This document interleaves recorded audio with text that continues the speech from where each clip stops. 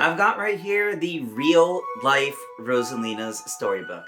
As you can see, I'm all ready. My household here is ready. Ritz is ready. I think it's time to take a look through this. And there's just something so surreal about finally having a real life version of Rosalina's storybook. So kick back and let's go through this together in a fun little story time. As Rosalina would say, let us begin.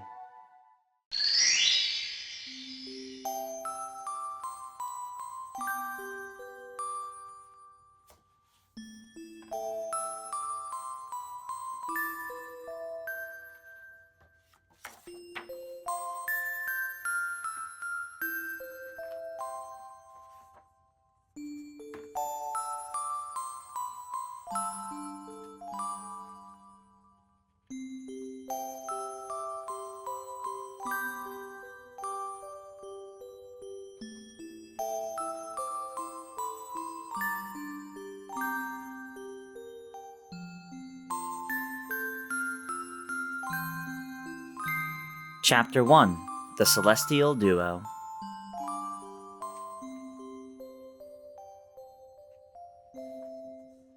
Our story begins a very, very long time ago with a young girl.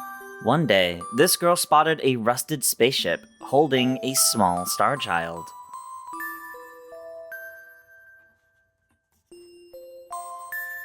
"What's your name? Are you lost?" the girl asked the star child. "I'm Luma, and I'm waiting for Mama. She's coming for me on a comet," said the star child, who had been waiting day and night. "Don't worry, I'll wait with you," the little girl promised Luma.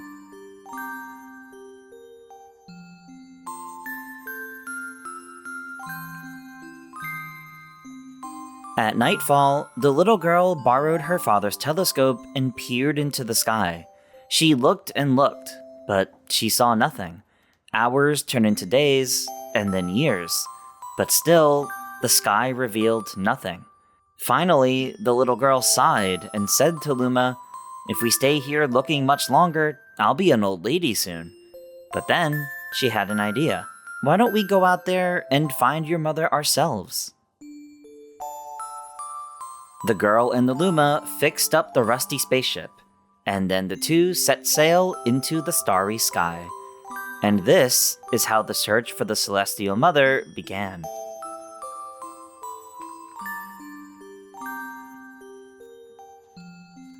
Chapter 2: Starbits. Days passed with no sight of the comet, or even a single planet. Instead, asteroids extended for as far as the eye could see. "If I had known it was going to take this long, I would have packed more jam," said the little girl, above the rumble of her belly.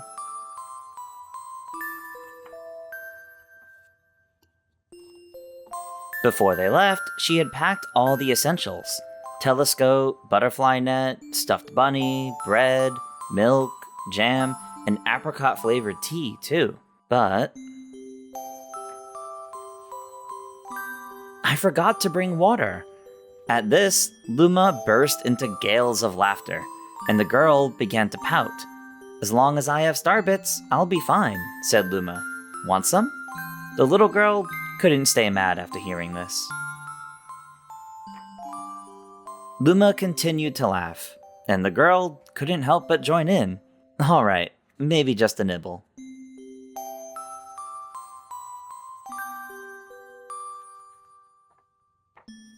Leaning far out of the ship, the pair began to collect starbits with the girl's net. They almost fell out a few times, but they kept on collecting. The starbits tasted like honey.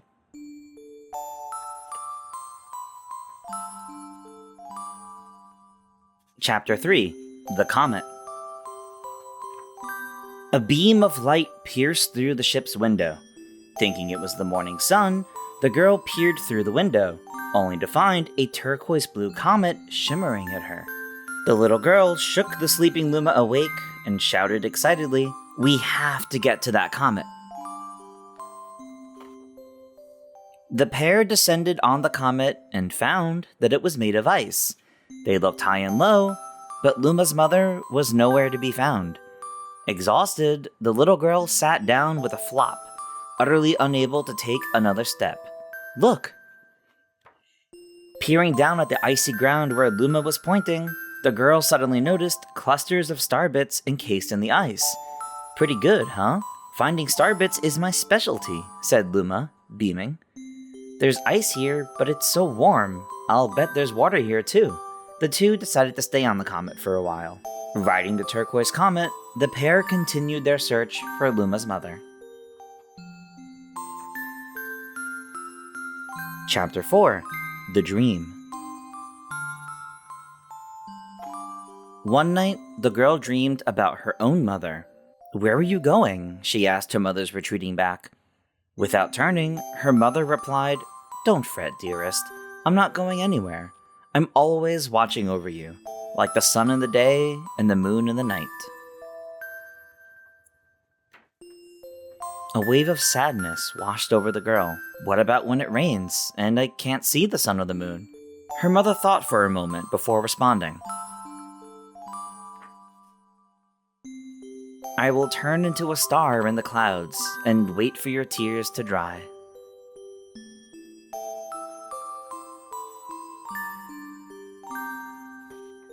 When she awoke, the girl's face was damp with tears. You have starbits in your eyes, said the Luma to the girl. Wiping her face, the girl replied, These are tears, not starbits. I'm crying because I'll never see my mother ever again. At this, Luma began to cry too. Mama, oh mama, wah. The pair traveled through the starry skies, and though they encountered many other comets, not one of them held Luma's mother. Luma was despondent. Now, Luma, the rain clouds won't go away if you keep crying, the girl said, giving Luma a squeeze. I'll give you a present if you stop. The girl closed her eyes and said gently, I'll take care of you. With these words, she felt a small spark in her heart. Chapter 5. Home.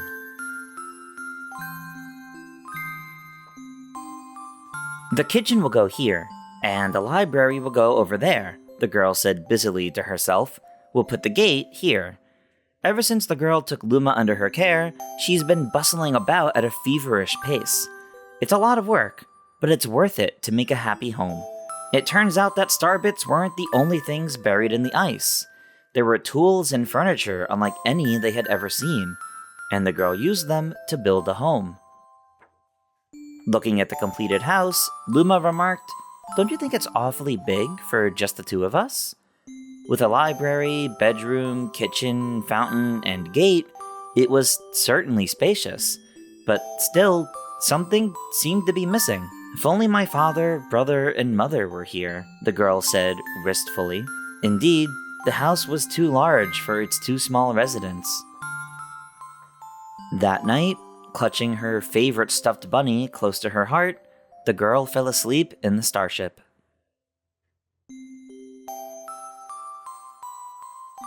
Chapter 6. Friends. Then one day, while the girl sat sipping tea, a tiny apricot-colored planet appeared on the horizon. From the planet, another Luma of the same color emerged. Do you two know each other? The girl asked the two Lumas gleefully. Despite the girl's excitement, they seemed uneasy.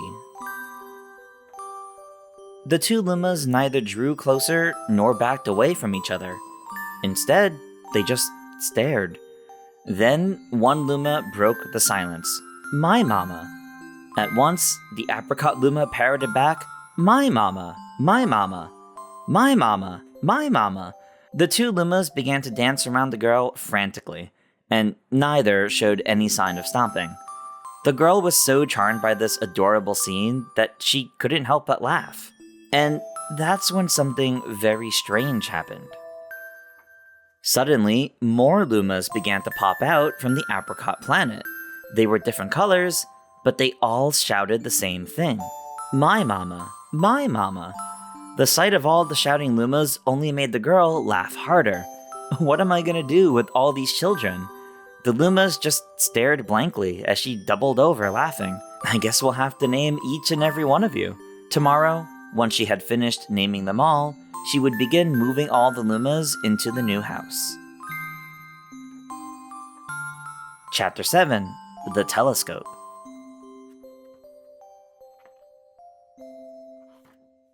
After seeing their 100th comet, a sudden thought popped into the girl's head.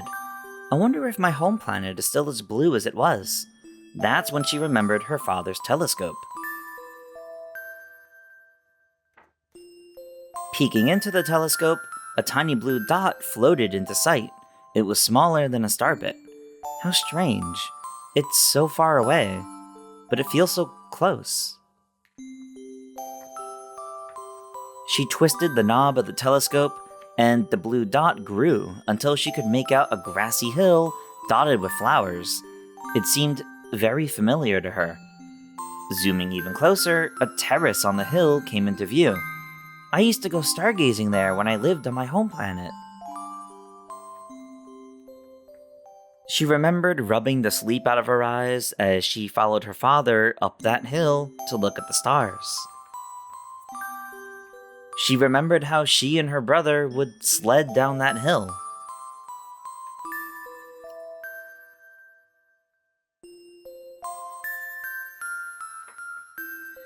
She remembered having picnics with her mother on that hill on bright and windy days. And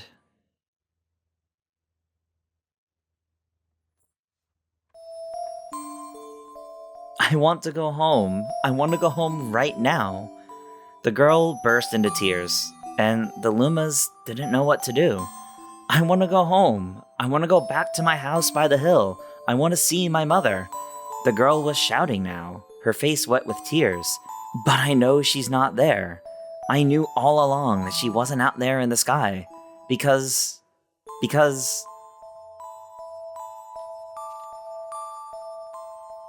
she's sleeping under the tree on the hill. The girl's cries echoed through the stars, and a hush fell over the area.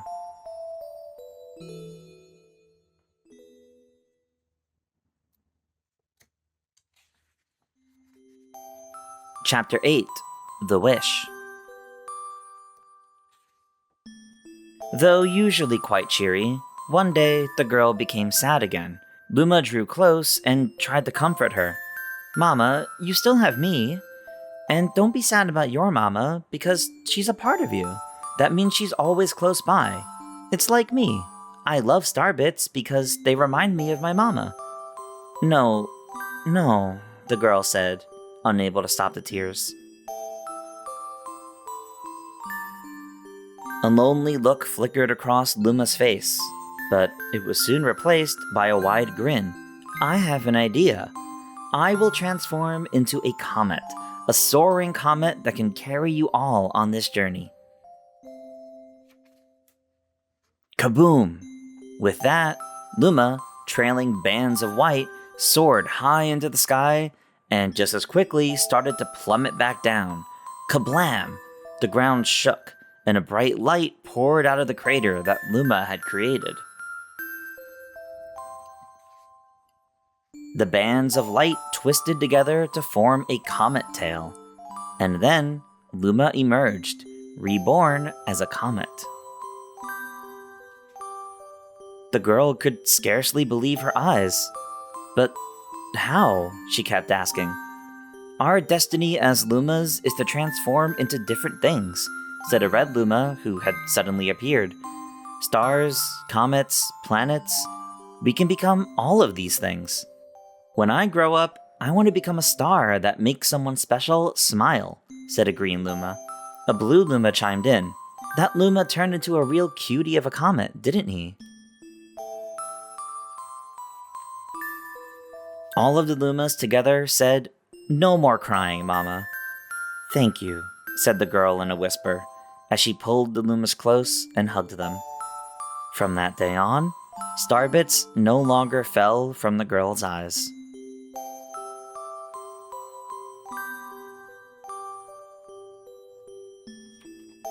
The comet set forth for the girl's home planet.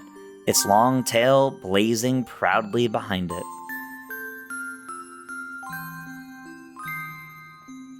Chapter 9: Family. With its many lumas and telescopes, the comet was quite a sight to behold. The girl and the lumas were proud to call it home. At a welcoming party for a new luma, the girl gathered everyone in the kitchen and said in a louder voice than usual, "Alright everyone, let's make a cake sprinkled with star bits. Then it'll be a star cake." The lumas excitedly began to gather the ingredients. As she watched the lumas scurry about, the girl smiled and thought to herself, "This is my family now, and I will stay with them until they're ready to leave the nest. And when they do leave, I'll see them off with a smile, because that's what makes a mother happiest."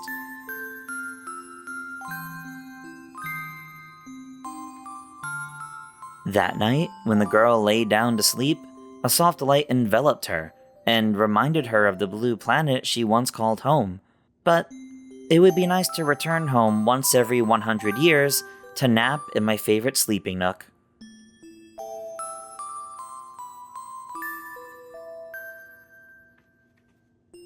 The comet carrying the lumas and the girl continues on its journey to this very day. With more family members in tow that can be counted, it's said that the comet visits the girl's home planet once every 100 years, its proud white tail glittering in the sky.